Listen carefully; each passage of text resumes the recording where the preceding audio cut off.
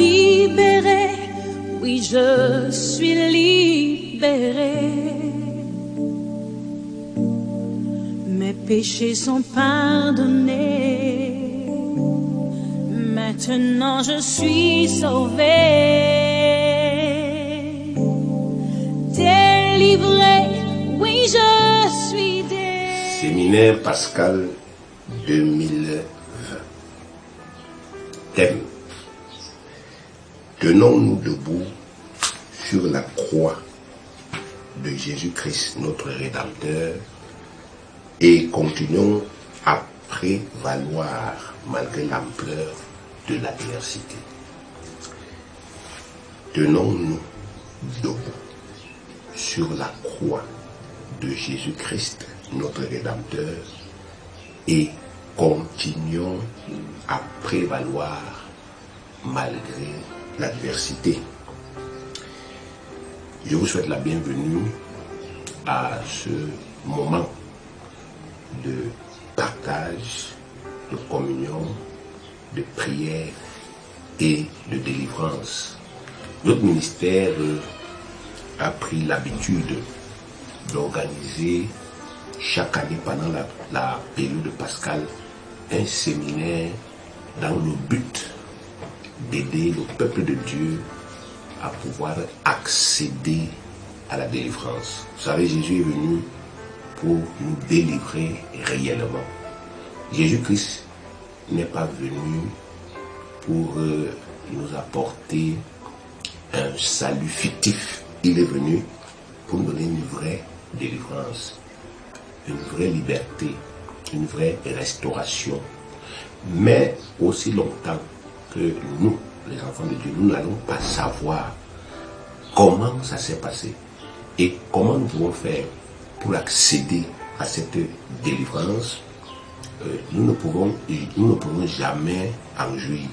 Et nous allons continuer d'être frustrés. Il y a beaucoup de gens aujourd'hui dans l'église qui sont déjà frustrés. Ils sont déjà découragés. Parce qu'ils se disent que le salut dont on parle dans la Bible, là, ce n'est pas vrai.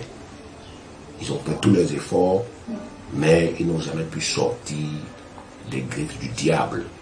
Ils sont toujours malades, ils sont toujours en proie à la misère, à la pauvreté, à l'échec, à la faillite.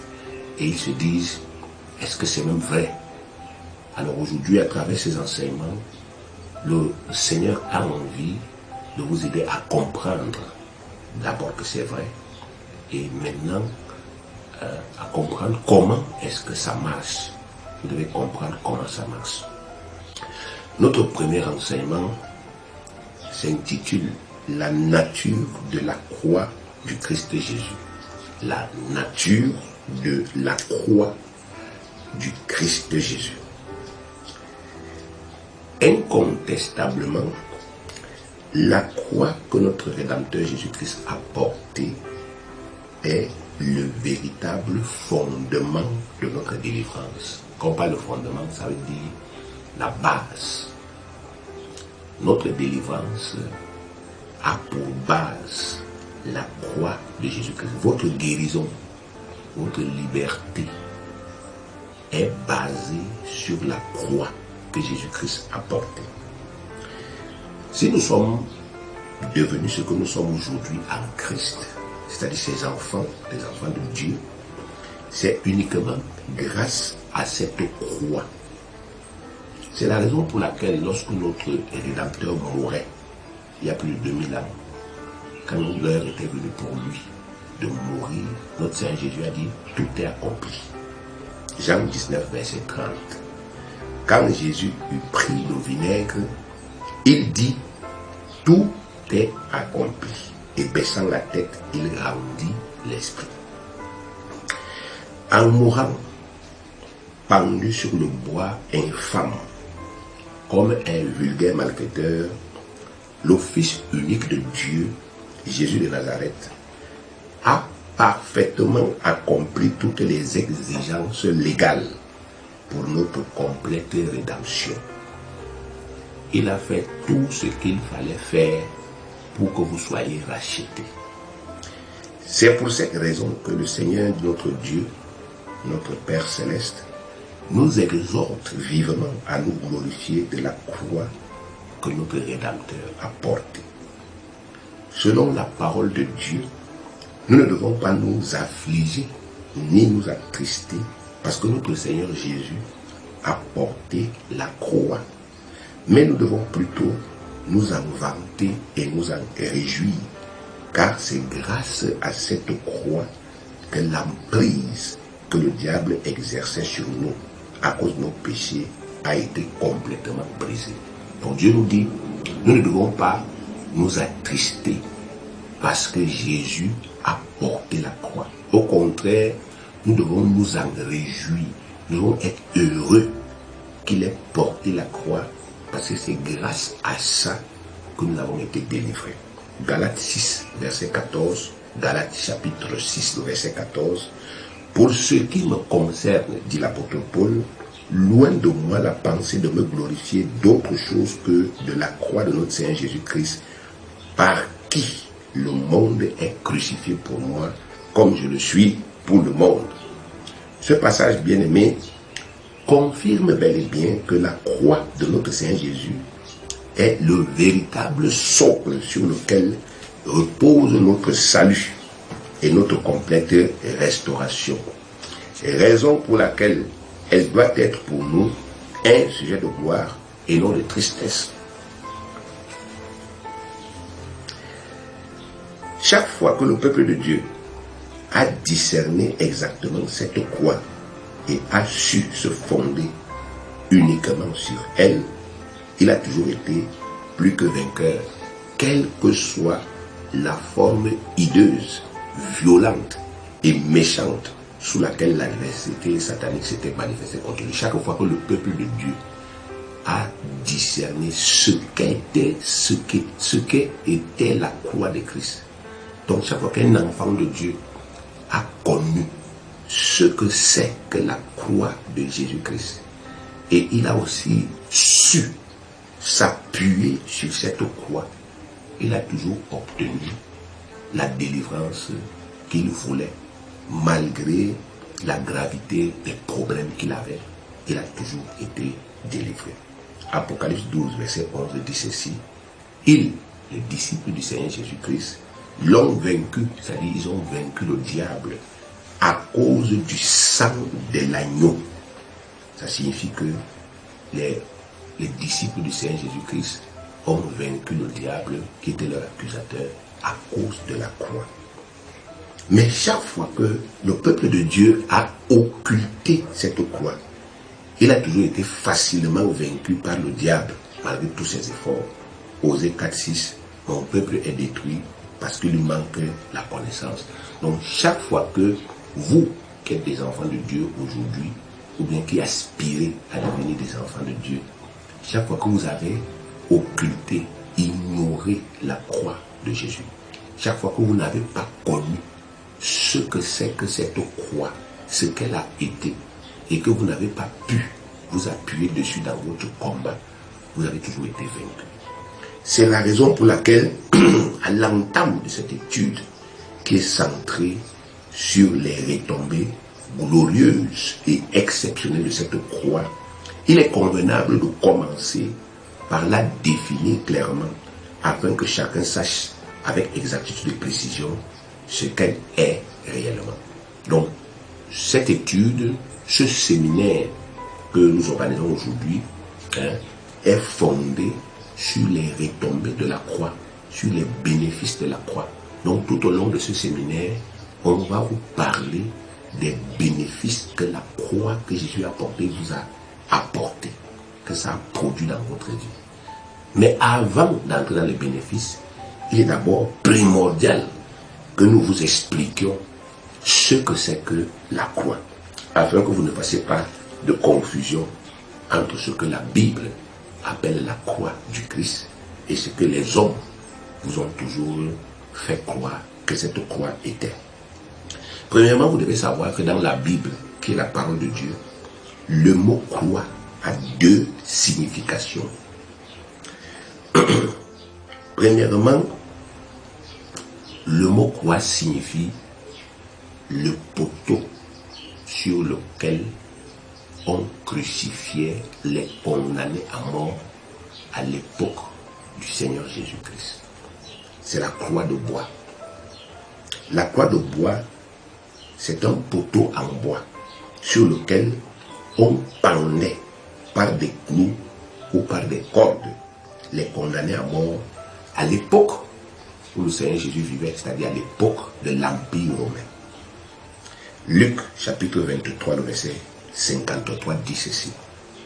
Il le descendit de la croix, l'enveloppa d'un linceul et le déposa dans un sépulcre taillé dans le roc où personne n'avait encore été mis.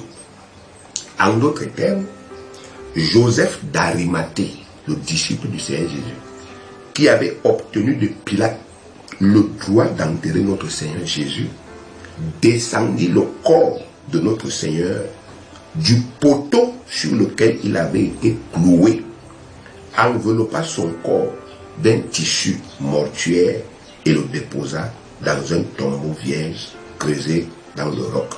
Donc, dans ce verset que nous venons de lire, Luc 23, 53, le mot croix apparaît. Et ce mot croix là veut dire le poteau de crucifixion. Le poteau sur lequel on crucifiait un condamné. Donc vous devez faire la distinction, n'est-ce pas, effectivement, nette, entre le poteau sur lequel on a crucifié Jésus et la croix que Jésus a portée. On peut encore lire Jean chapitre 19, le verset 25, où il est écrit, près de la croix de Jésus, près de la croix de Jésus, c'est-à-dire près du poteau en bois sur lequel Jésus était cloué, se tenait sa mère et sa sœur et la sœur de sa mère, Marie, femme de Clopas, et Marie de Magdala. Ici encore, le mot croix veut dire le poteau sur lequel on crucifiait un condamné. Donc, c'est important. Je vous ai dit, le mot croix dans la Bible a deux significations. Sa première signification, c'est le poteau de crucifixion, ou encore la croix de bois, c'est-à-dire le poteau sur lequel on clouait quelqu'un. À l'époque de l'Empire romain, on tuait les gens en les pendant sur un bois. Et le bois là, on appelait ce bois là la croix. Ça, c'est la première signification du mot croix. Maintenant, le mot croix a aussi une autre signification, mais qui est spirituelle. La croix spirituelle, c'est les souffrances qu'une personne peut volontairement accepter d'endurer pour une cause quelconque à laquelle elle croit fermement. La croix spirituelle, c'est l'ensemble des souffrances que quelqu'un peut décider d'endurer, de subir, de supporter pour une cause à laquelle il croit. Exemple, la croix que chaque chrétien authentique est appelé à porter à cause de son appartenance au Christ et de son implication dans le ministère de la réconciliation, c'est une croix spirituelle. Dans la Bible, les chrétiens sont appelés à porter leur croix pour suivre Jésus. Cette fois-ci, il ne s'agit plus du poteau. Jésus n'est pas en train de dire aux chrétiens, prenez chacun un poteau qui ressemble à celui sur lequel on m'a crucifié, portez-le et suivez-moi. Non, il parle d'autre chose.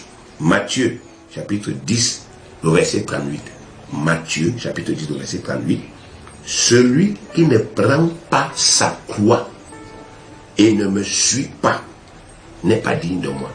Oui? Ici, il n'est pas en train de dire celui qui ne prend pas son poteau sur lequel on m'a crucifié pour me suivre n'est pas digne de moi. Il dit non, celui qui n'accepte pas les souffrances qu'il doit endurer à cause de moi n'est pas digne de moi.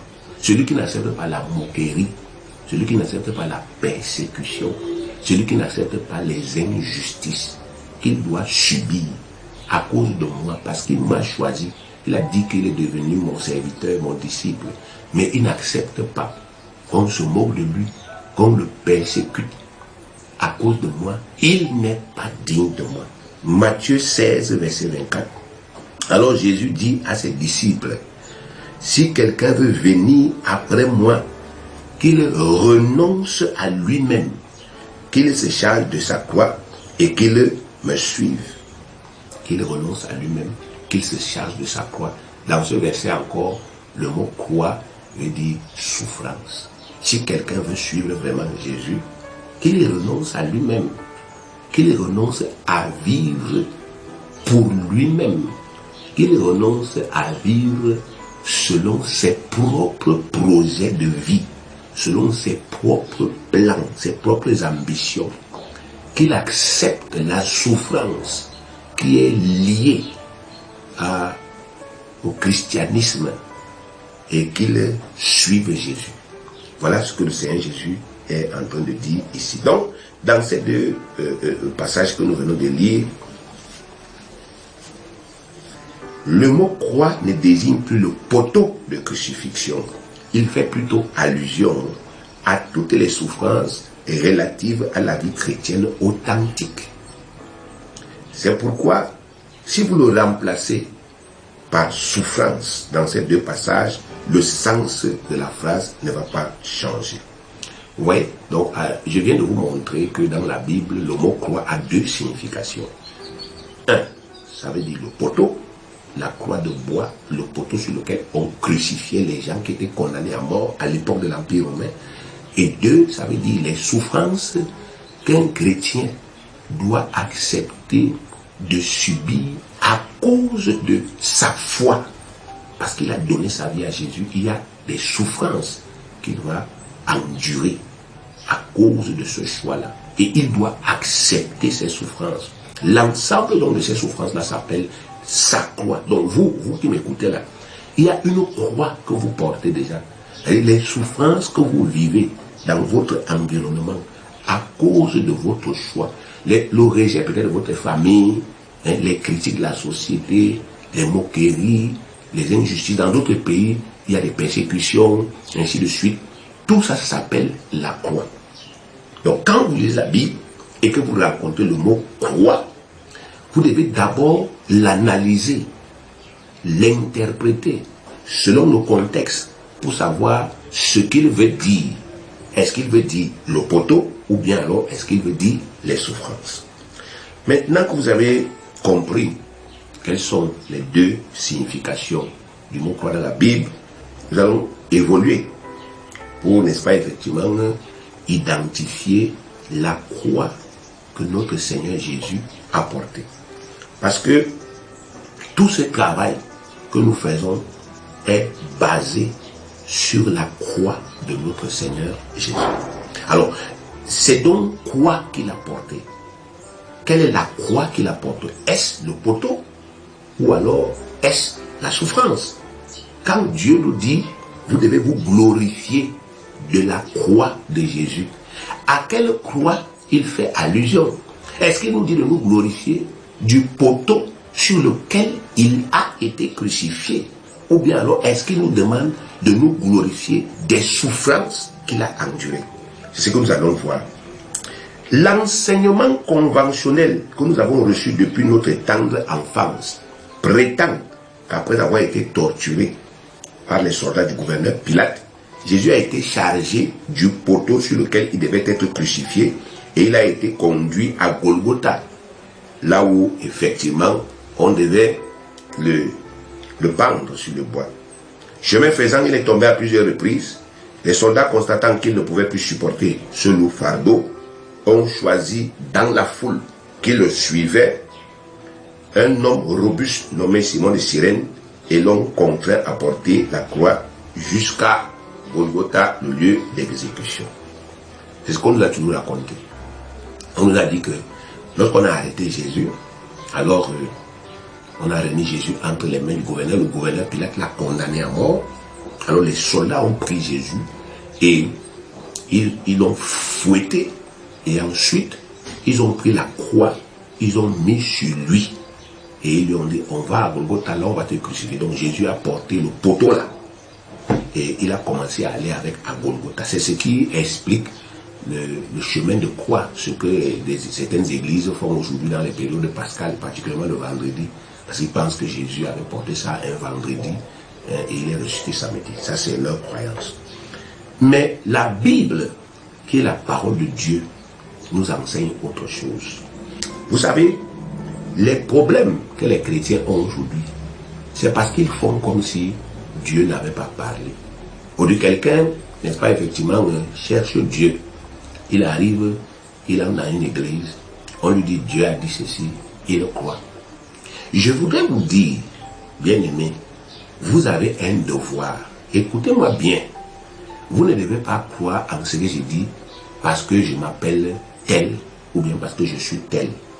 Vous devez croire en ce que je dis si vous avez vérifié à travers les Saintes Écritures que ce que j'ai dit est exact. Donc quand on vous dit qu'on a pris le poteau, on a mis sur le dos de Jésus et que Jésus a porté ce poteau et que chaque fois en période pascale, vous essayez de retracer le parcours de Jésus, il tombe une fois, vous faites une première station, ainsi de suite. C'est très bien, c'est mélancolique. Ça prouve, n'est-ce pas, que vous avez un certain attachement à ce que le Seigneur Jésus a vécu. Mais si ce que vous faites n'a rien à voir avec ce que la parole de Dieu dit, malgré votre sincérité, vous êtes complètement en brousse. Vous êtes dans l'erreur, dans la contrefaçon. Et ce que vous faites là est un péché. C'est pourquoi il faut rentrer dans cette écriture. Lisons donc ce que les témoins oculaires, les gens qui étaient là quand on a arrêté Jésus et qui l'ont suivi jusqu'à sa crucifixion, lisons ce qu'ils disent. Matthieu, chapitre 27, du verset 26 jusqu'au verset 32, il est écrit: alors Pilate leur relâcha Barabbas, et après avoir fait battre de verge Jésus, il le livra pour être crucifié. Les soldats du gouverneur conduisirent Jésus dans le prétoire, et ils assemblaient autour de lui la cohorte. Ils lui ôtèrent ses vêtements et le couvrirent d'un manteau écarlate. Ils tressèrent une couronne d'épines qu'ils posèrent sur sa tête, et ils lui mirent un roseau dans la main droite. Puis, s'agenouillant devant lui, ils le raillaient, c'est-à-dire se moquaient de lui, en disant: salut, roi des Juifs. Et ils crachaient contre lui, prenaient le roseau et frappaient sur sa tête. Et après s'être ainsi moqué de lui, ils lui ôtaient le manteau, lui remit ses vêtements et l'amenaient pour le crucifier. Lorsqu'ils sortirent, ils rencontrèrent un homme de Cyrène appelé Simon, et ils le forçaient à porter la croix de Jésus. Déjà ici, on vous dit que ils ont rencontré Simon de Cyrène. Il n'est pas dit que Simon de Cyrène suivait ce cortège. On dit ils l'ont rencontré. Et on ne dit pas que Simon de Cyrène, n'est-ce pas, effectivement, était un disciple qui suivait Jésus et qui était tellement rempli d'amour et d'affection.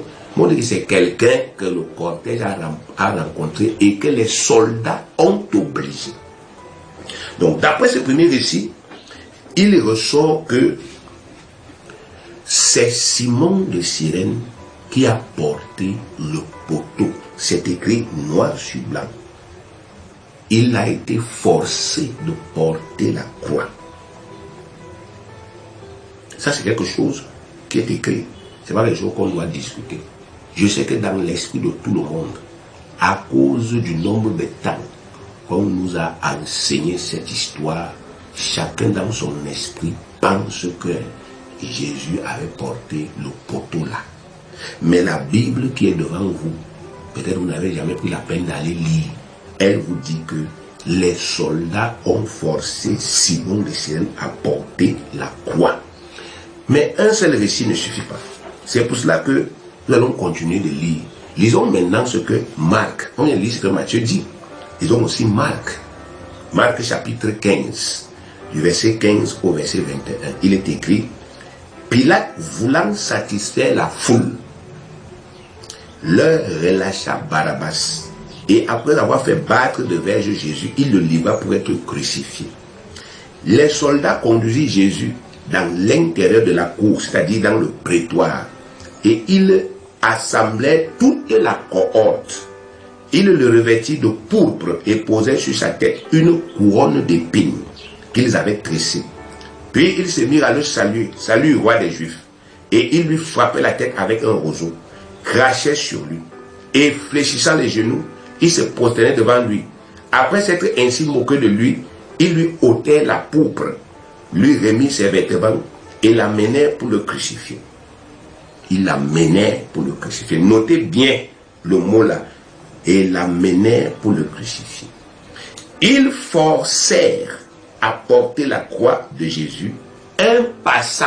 On dit que c'était un passant, pas un disciple. Un passant. Qui revenait des champs, Simon de Cyrène, père d'Alexandre et de Rufus. Vous voyez, les textes bibliques qui traitent d'un événement identique ne se contredisent point, mais se complètent. Donc ici, Matthieu nous a donné une série d'informations. Maintenant, quand on lit Marc, n'est-ce pas, effectivement, amplifie. Marc nous fait comprendre que Simon de Cyrène était un passant qui revenait des champs et qu'on l'a forcé. Alors, c'était le matin, parce que ici, c'est le matin où on est en train d'amener Jésus à Golgotha. Qu'est-ce qui explique que Simon de Cyrène revienne des champs le matin? La logique aurait été qu'il revienne des champs le soir. Mais c'est parce que les gens ne connaissent pas les contextes bibliques. Jésus a été crucifié le 14e jour du premier mois dans le calendrier des Juifs. Ce mois-là, on l'appelle le mois des épis ou encore le mois de Nisan. Donc c'est le mois pendant lequel les champs produisent déjà leurs épis. Alors, pour protéger son champ, les gens généralement allaient dormir là-bas. Ils protégeaient leur champ pour que les oiseaux ne détruisent pas ou bien pour que les voleurs ne viennent pas voler. C'est ce qui explique que Simon de Cyrène ait passé la nuit au champ et qu'il revenait du champ le matin. Et pourquoi est-ce qu'il revenait le matin? Parce que c'était le jour de la Pâque des Juifs. C'était ce jour-là, la Pâque des Juifs. Or, la loi chez les Juifs disait que avant, n'est-ce pas, effectivement, 18 heures, tous les préparatifs de la Pâque devaient être faits. Donc, chacun devait déjà avoir apprêté son agneau qu'il va immoler dans l'après-midi. Chacun devait déjà apprêter ses herbes amères. Il devait déjà avoir arrangé sa maison, ainsi de suite. Donc, Simon de Cyrène revient des champs où il a dormi pour garder son champ. Il revient le matin. Et s'il partait dormir là-bas tout seul, ça veut dire qu'il devait être un homme fort. Il devait être puissant parce que ça prouve qu'il n'avait pas peur d'être agressé. Donc, il revient le matin, il rencontre le cortège. Et les soldats qui allaient crucifier Jésus, n'est-ce pas, l'arrêtent et l'obligent à porter la croix, le poteau sur lequel on devait crucifier Jésus. Donc, Simon de Cyrène n'était pas un disciple de Jésus. Et Simon de Cyrène, n'est-ce pas, effectivement, à cause de ce qui lui est arrivé, il n'a pas beaucoup aimé Jésus. Parce que il n'a pas pu célébrer la Pâque ce jour. La loi dit que maudit est quiconque est pendu au bois. Simon de Cyrène a porté un poteau maudit. Donc il ne pouvait plus célébrer la Pâque. Il était impur. Il devait attendre, n'est-ce pas, effectivement, un certain nombre de temps selon leur loi afin que cette impureté passe. Donc il n'a pas beaucoup aimé Jésus dans son cœur. Mais dans la religion, on nous a appris que c'était un très bon disciple de Jésus, qu'il aimait beaucoup et qu'il le suivait en pleurant et qu'il a aidé. Vous voyez, ça montre que entre ce que la religion nous dit et ce que la parole de Dieu nous dit, il y a un grand fossé. Ces deux textes nous montrent que Jésus n'a jamais touché à ce poteau. Continuons. Ce second texte est encore absolument clair. C'est Simon de Cyrène et non Jésus lui-même qui a porté le poteau sur lequel notre Rédempteur a été crucifié. Il a porté jusqu'à Golgotha. Notez la précision. Il a porté ça jusqu'à Golgotha. Donc Simon a porté le poteau jusqu'à Golgotha. Mais, comme il n'est pas clairement mentionné à partir de quel moment les soldats l'ont obligé à porter le poteau, il est indispensable que nous lisions un troisième texte biblique qui pourra nous situer exactement à ce sujet. Les deux textes nous disent les soldats ont obligé Simon à porter la croix. Mais on ne sait pas partir d'où. Nous savons qu'ils étaient dans le prétoire. Ils étaient dans le tribunal de Pilate. C'est là où ils ont torturé Jésus. Donc c'est là où ils étaient. Et c'est à partir de ce lieu-là qu'ils se sont mis en marche pour aller à Golgotha. Donc à quel moment ont-ils rencontré donc Simon? Lisons Luc. Luc chapitre 22, le verset 26. Il est écrit, comme il amenait, c'est-à-dire comme les soldats amenaient Jésus, il prit un certain Simon de Cyrène qui revenait des champs et il le chargeait de la croix pour qu'il la porte derrière Jésus. Voici l'information, bien-aimé, qui vient nous confirmer que Jésus n'a jamais porté cette croix. On dit c'est au moment même où le cortège s'ébranlait que la rencontre s'est faite. Et on dit les soldats, ce sont les soldats qui ont chargé, qui l'ont chargé. Vous connaissez ce que ça veut dire? Ils ont porté la croix, ils lui ont mis ça dessus. Donc la Bible nous montre, bien aimé, de façon claire, que notre Seigneur Jésus-Christ, le Fils de Dieu, notre Rédempteur, n'a jamais porté le poteau sur lequel il a été crucifié. Donc peu importe la belle histoire du chemin de croix qu'on vous a servi, que vous avez bu, que vous continuez même de boire jusqu'à présent, cette histoire n'a absolument rien de biblique. Jésus tomba pour la première fois, Jésus tomba pour la deuxième fois, et on se met à faire, n'est-ce pas, effectivement, des prières adressées à sa mère. Bien aimé, je voudrais vous dire que la mère de Jésus était dans ce cortège. La mère de Jésus était dans ce cortège. Et pendant, n'est-ce pas, effectivement, que ce cortège avançait, personne n'a jamais prié le chapelet. Ça n'existait même pas, ces choses-là. Personne n'a jamais prié, je vous salue Marie. Donc, toutes ces choses-là sont des inventions d'une religion. Si vous n'aimez pas qu'on vous dise la vérité, et bien aimé, vous ne devez jamais écouter ce que moi je prêche. Parce que moi, je prêche ce qui est écrit. Je prêche sans fioriture. Ce sont des inventions. Le chemin de croix est une invention d'une religion. Et cette invention-là n'a rien à voir avec le Christ. C'est une chose qui humilie même Jésus. On dit que notre Seigneur a passé son temps à tomber, à tomber, à tomber. Et que les gens ont commencé à avoir pitié de lui. Mais c'est une foutaise. Quand Jésus-Christ avançait vers Golgotha, il marchait. Et des femmes qui étaient là ont commencé à pleurer. Et Jésus leur a dit, arrêtez de pleurer sur moi. Pleurez sur vous et sur vos enfants. Luc 23, verset 28. Jésus se tourna vers elle et dit, fille de Jérusalem, ne pleurez pas sur moi, mais pleurez sur vous et sur vos enfants. Voilà la vérité. Et là, on commence à dire, ouais, Seigneur, pourquoi machin, et tout, et tout. Et Jésus s'est arrêté. Il leur a dit, stop. Arrêtez-moi vos jérémiaques là. Je suis en train de porter ma croix. C'est ça que Dieu m'a envoyé faire pour que vous, là, vous soyez sauvés. Donc, au lieu de gémir sur moi, gémissez sur vos propres enfants. Amen.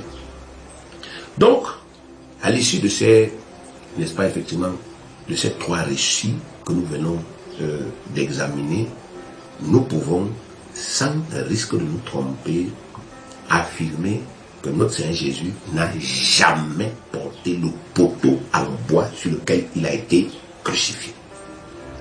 Quelle est donc la nature de la croix que notre Seigneur a portée? Quelle est donc la nature de la croix que notre Seigneur a portée? Un des témoins de la crucifixion affirme sans l'ombre d'un doute que notre Seigneur a bel et bien porté sa croix. À lui, sa croix. Pas la croix, sa croix. Jean 19, verset 17.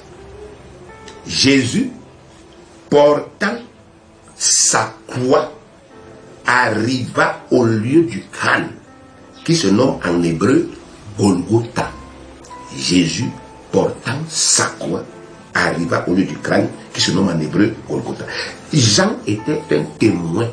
Il était là. Il a vu avec les yeux. Il a assisté à ça. Donc il vous dit ce qu'il a vu. Il a vu Jésus portant sa croix jusqu'à Golgotha. Or, dans le chemin de croix, ce n'est jamais Jésus qui arrive à Golgotha avec la croix. C'est toujours Simon de Cyrène.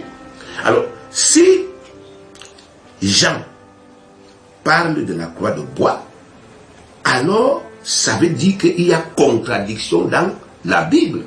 Parce que 3 témoins disent que les soldats ont pris le poteau, ils ont mis sur Jésus, et sur Simon de Cyrène.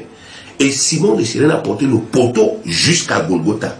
Et un témoin dit, Jésus a porté sa croix. Alors, si les 3 premiers témoins, Matthieu, Marc et Luc, parlent de la même croix, dont parle aussi Jean, il y a contradiction. Et vous savez que la Bible ne se contredit pas. Ça veut dire que Jean parlait d'une croix distincte de la croix de bois. Jésus a porté une croix différente de la croix de bois. Jésus a porté une croix qui n'était pas le poteau. Et c'est sur cette croix-là que Jésus a porté que se fonde notre délivrance. C'est pourquoi Dieu nous demande de la connaître. Il dit de connaître cette croix que lui, il a portée. Pas, n'est-ce pas, effectivement, de nous fabriquer des petits crucifixes et de les porter au cou. Ça, c'est un aboutissement. Alors, qu'est-ce qui s'est passé? Qu'est-ce que Jean a appelé la croix de Jésus? Jean a vu, il était là. Jean a vu le corps de Jésus chargé de plaies.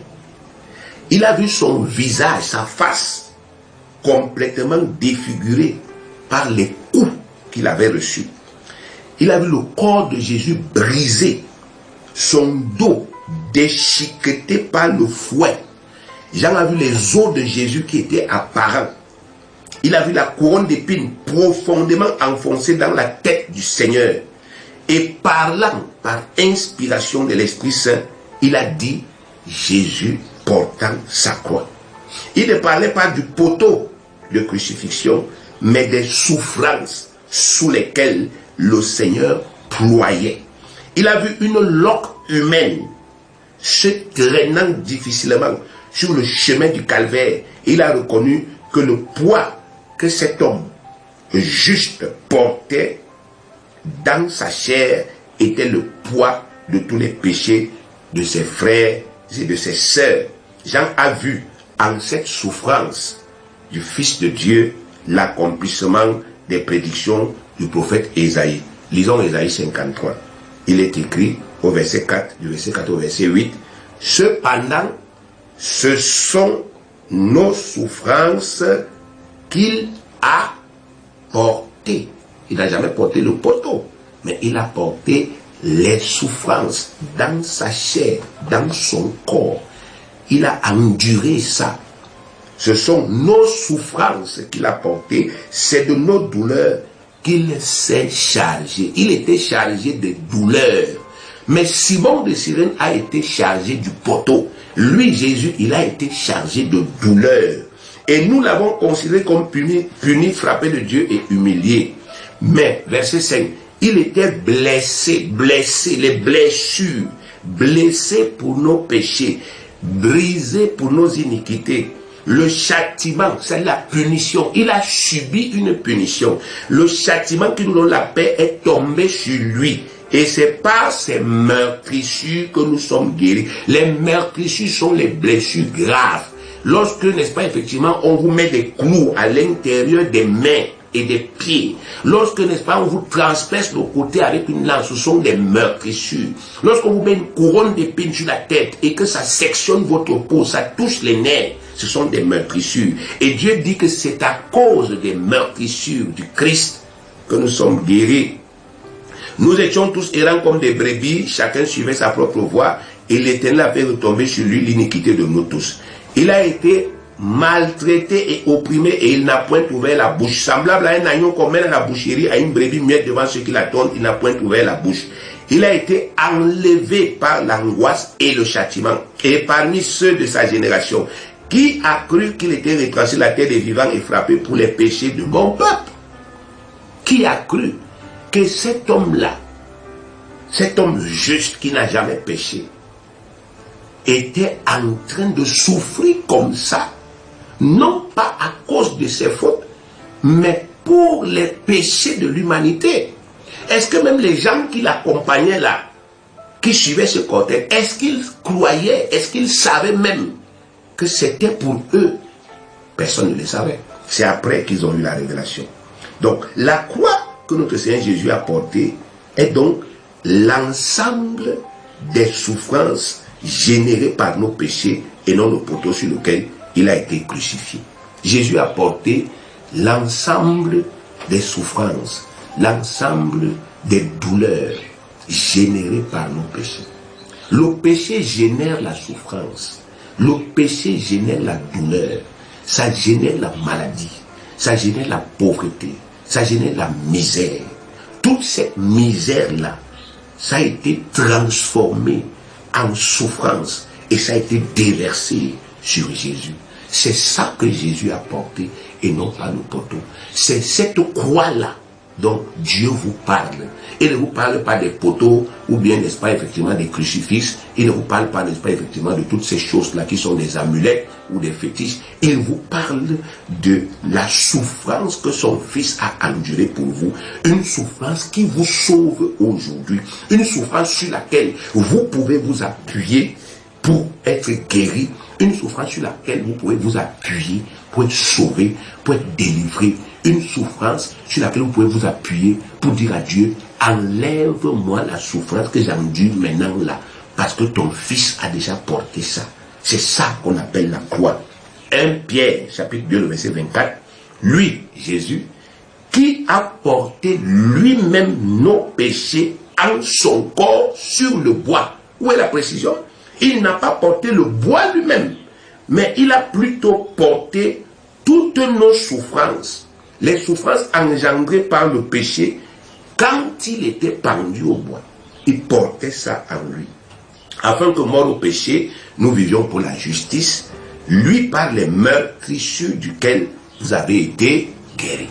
Bien-aimés, voilà, n'est-ce pas, effectivement, ce que la Bible, qui est la parole et la volonté de Dieu, révélée, appelle la croix de Jésus. Grâce à cette étude détaillée, vous savez désormais, sans l'ombre d'un doute, que Jésus-Christ, le Fils de Dieu, n'a pas porté le poteau sur lequel il a été crucifié, mais plutôt la totalité des souffrances générées par vos péchés. C'est l'ensemble de ces souffrances qu'il a subies dans sa chair qui est appelée la croix du Christ. Et c'est grâce à cette croix que vous êtes sauvés, c'est-à-dire délivrés de la puissance des ténèbres sous toutes ses formes. C'est à cause de cette croix que Jésus est le sauveur de l'humanité tout entière. Et c'est grâce à cette croix que vous pouvez accéder aujourd'hui même, à chaque aspect de ce salut, à savoir la guérison, la rémission des péchés, la réconciliation avec Dieu, la vie éternelle, la guérison surnaturelle de toute maladie, la délivrance de l'emprise de mauvais esprits. Vous pouvez être délivré, même si vous êtes possédé, vous pouvez être délivré grâce à la croix. Vous pouvez accéder à la protection de Dieu, n'est-ce pas, à la délivrance de la malédiction et à la prospérité à tous égards. Si et seulement si vous décidez d'y croire sans douter. Donc c'est grâce à cette croix. La croix, c'était un ensemble de souffrances. Jésus a vraiment souffert jusqu'à la mort. C'est pas un euphémisme. Jésus a payé de sa propre vie pour nos péchés. Il n'est pas mort, n'est-ce pas, effectivement, tranquillement dans son lit. Il a été frappé. Il a été torturé. Il a été traité comme un animal par ces tortionnaires. Son sang a coulé. Il a été humilié de la pire des manières. Et Dieu vous dit, la somme de toutes ces humiliations, de toute cette souffrance-là, c'est sa croix qu'il a portée pour vous. Et c'est sur cette croix que Dieu veut que vous puissiez vous tenir debout. Dieu ne veut plus que vous priez en disant, oh Seigneur, aie pitié de moi, je souffre trop. Il veut que vous commenciez à prier en disant, Père, à cause de la croix que Jésus a portée pour moi, que cette maladie quitte mon corps au nom de Jésus. Parce que tous ceux qui y croient sont délivrés. Jean 3,16. Car Dieu a tant aimé le monde qu'il a donné son Fils unique, afin que quiconque croit en lui ne périsse point, mais qu'il ait la vie éternelle. Acte 10, verset 43. Tous les prophètes rendent de lui le témoignage que quiconque croit en lui reçoit par son nom le pardon des péchés. Quiconque croit en lui reçoit. À travers la croix du Christ, le salut de Dieu est à votre portée. Vous n'écoutez pas cet enseignement pour rien. C'est à travers ce message que le salut entre dans votre cœur, la délivrance entre dans votre âme pour se manifester dans votre corps et dans tous les aspects de votre vie si vous y croyez. Mais vous devez y croire. En soumettant ce salut à la foi, Dieu l'a rendu accessible à tous, sans aucune distinction. Si Dieu disait, c'est seulement pour les Juifs, nous on ne serait même pas en train de prêcher aujourd'hui. Mais Dieu a dit, c'est pour les croyants, pour ceux qui peuvent croire, ceux qui veulent croire. Et croire est accessible à tous. Quiconque veut dire n'importe qui, y compris vous. Si donc vous voulez y accéder, même dès maintenant, commencez, n'est-ce pas, effectivement, par faire allégeance totale à celui qui vous a sauvé. Conformément à ce qui est écrit dans Romains chapitre 10, verset 9, si tu confesses de ta bouche le Seigneur Jésus, et si tu crois dans ton cœur que Dieu l'a ressuscité des morts, tu seras comme sauvé. Vous voulez y accéder? Commencez d'abord par vous soumettre vous-même à celui qui vous a sauvé.